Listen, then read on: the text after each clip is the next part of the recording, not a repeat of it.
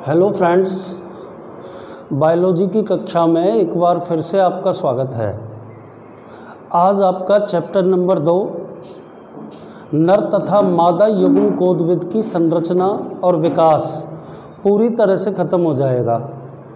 आज जिस टॉपिक के बारे में अंतिम टॉपिक है बेटा पाठ नंबर 2 का, ठीक है। अगली क्लास से अपन पाठ नंबर 3 पढ़ेंगे, ठीक है, जिसमें अपन परागण, निषेचन और उसके अलावा और कई छोटी मोटी बातें, है ना। तो आज जो टॉपिक अपन स्टार्ट कर रहे हैं वो है बीजांड के प्रकार, ठीक है। तो आपके सिलेबस के अकॉर्डिंग बेटा 3 प्रकार के बीजांड पादपों के अंतर्गत पाए जाते हैं, ठीक है। तो आप सभी बच्चे बोर्ड पे ध्यान से देखें, एक एक प्रकार के बीजांड को आपको मैं समझा रहा हूँ, है ना। देखो, ये मैंने, हालांकि आपकी किताब में ऐसा नहीं है, पर मैंने इसको एक टेबल फॉर्म देने का प्रयास किया है, जिसमें बेटा मैंने 4 कॉलम बनाए हैं। पहले कॉलम में तो अपन बीजांड के प्रकार का नाम लिख देंगे, दूसरे कॉलम में उस प्रकार के बीजांड की विशेषता बता देंगे, तीसरे कॉलम में बीजांड का डायग्राम होगा और चौथे कॉलम में एग्जाम्पल्स होंगे, ठीक है ना। तो आपको 6 प्रकार के बीजांड घर पे भी शीट में देख के टेबल बना के ऐसे ही याद करने हैं, है ना। तो अपन सबसे पहले प्रकार का बीजांड शुरू कर रहे हैं, रिजु या आर्थोट्रोपस बीजांड नाम हो गया बेटा।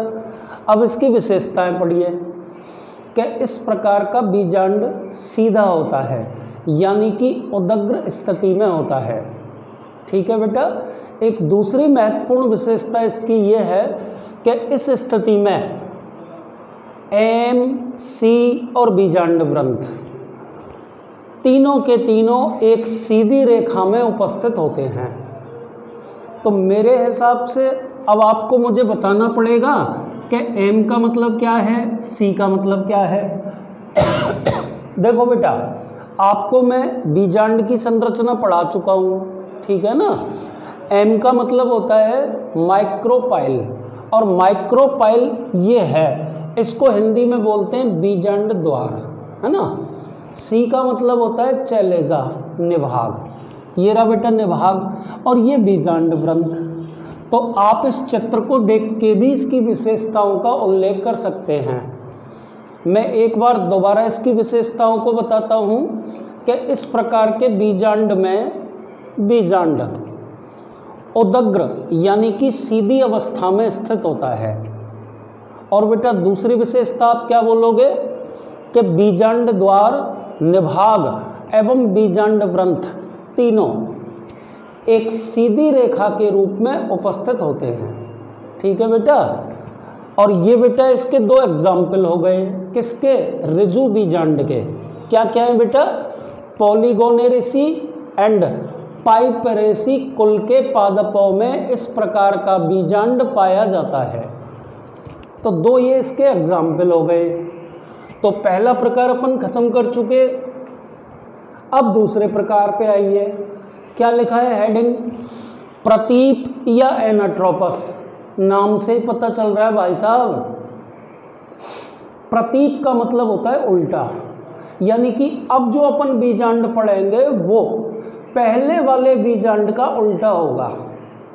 इंग्लिश में इसको क्या बोलते हैं, एनाट्रोपस। इसकी विशेषता देख लीजिए, इस प्रकार के बीजांड में बीजांड वृंत की एक पार्श्वीय वृद्धि हो जाने के कारण बीजांड 180 डिग्री के कोण पर घूम जाता है।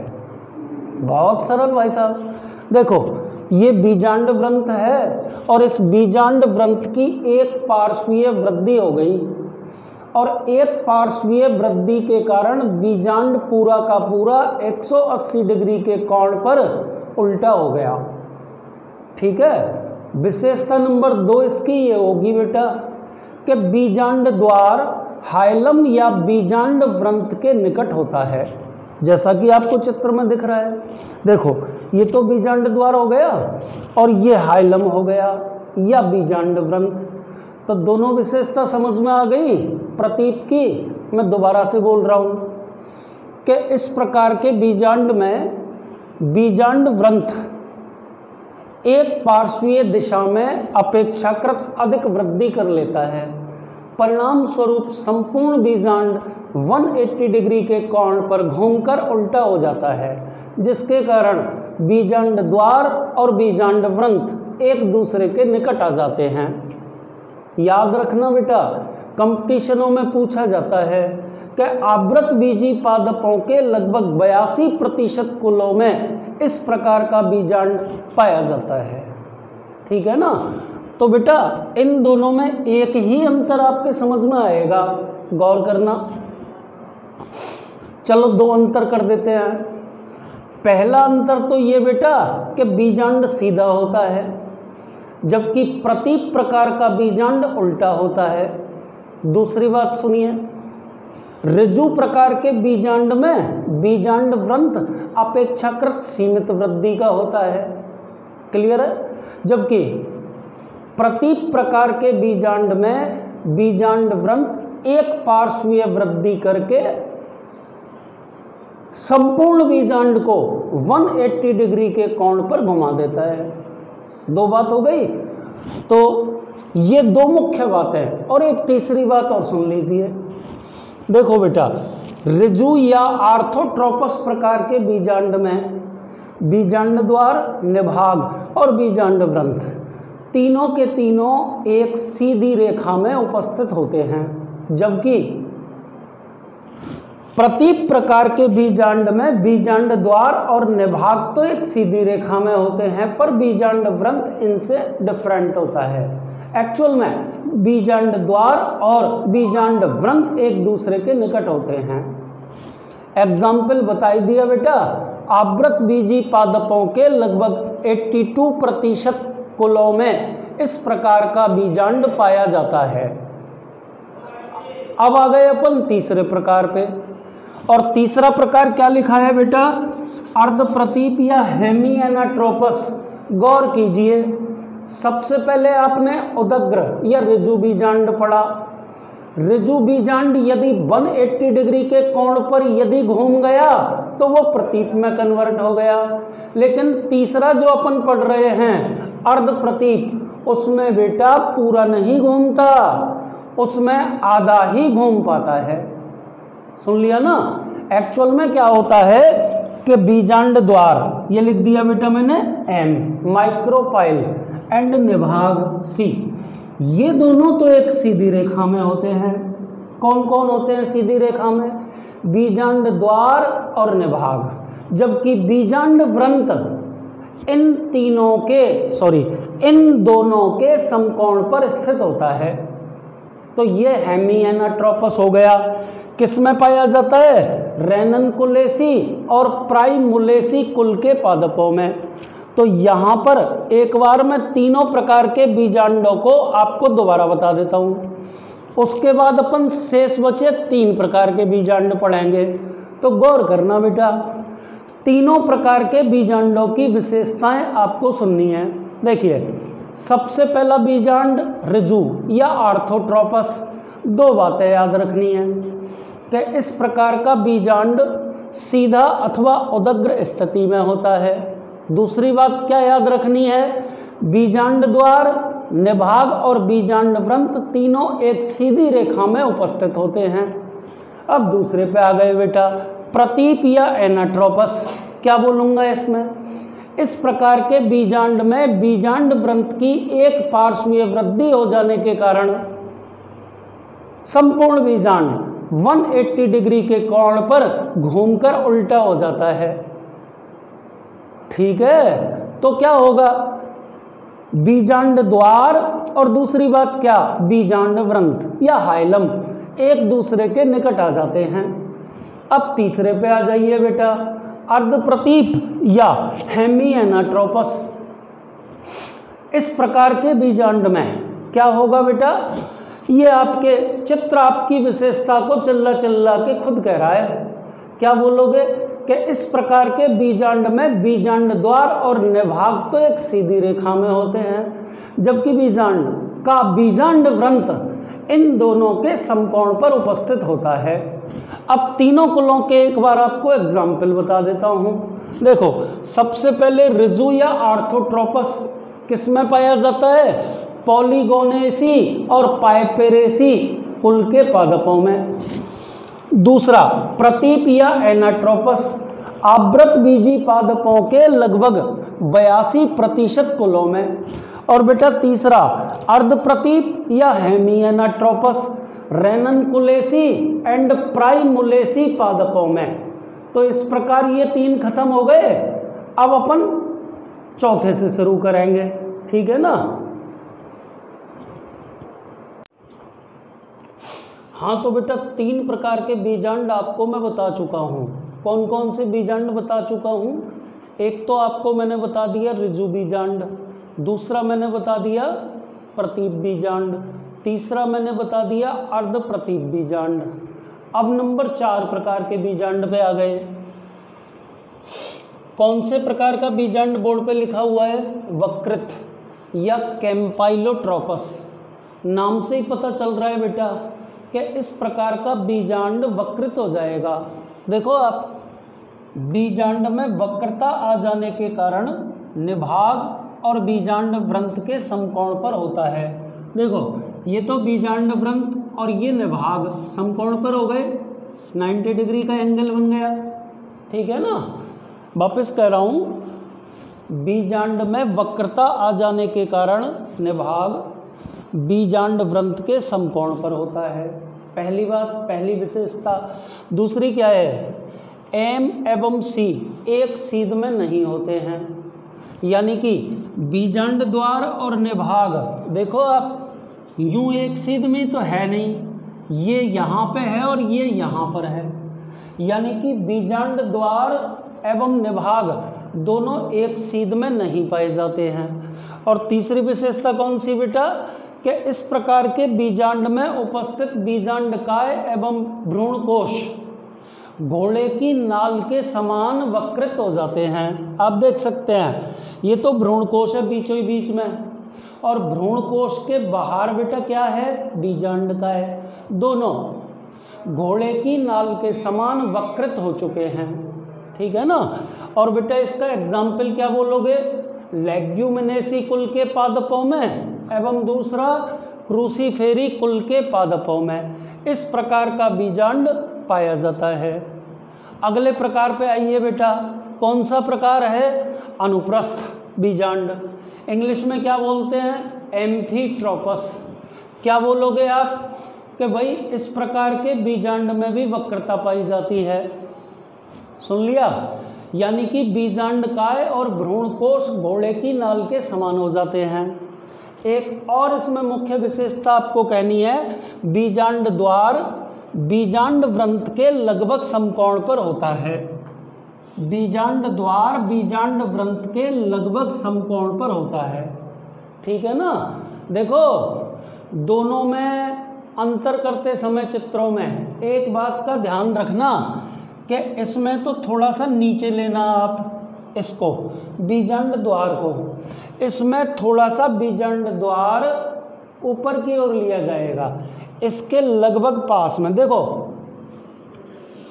ये मैंने चैलेजा से निभाग से लाइन खींची, इसमें भी खींची, तो देखो निभाग से बीजांड द्वार की दूरी अधिक है वक्रत में, है ना?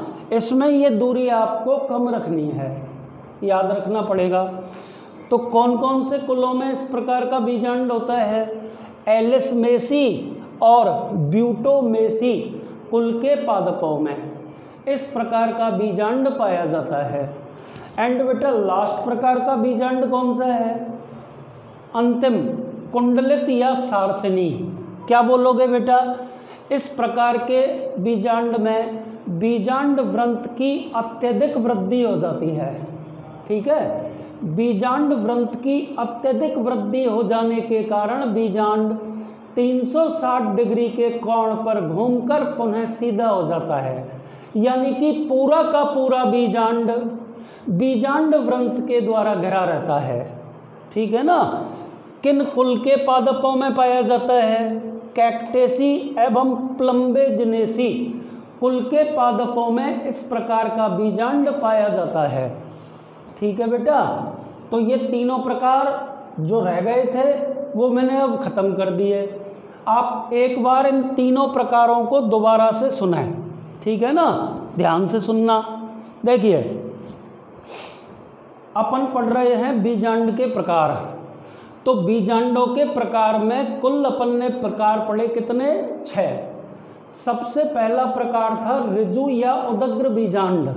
उसकी एक महत्वपूर्ण विशेषता क्या थी कि इस प्रकार का बीजांड सीधा अथवा उदग्र स्थिति में होता है। बीजांड द्वार, बीजांड व्रंत और निभाग तीनों के तीनों एक सीधी रेखा में उपस्थित होते हैं, ठीक है। दूसरे प्रकार का बीजांड अपन ने पढ़ा, कौन सा?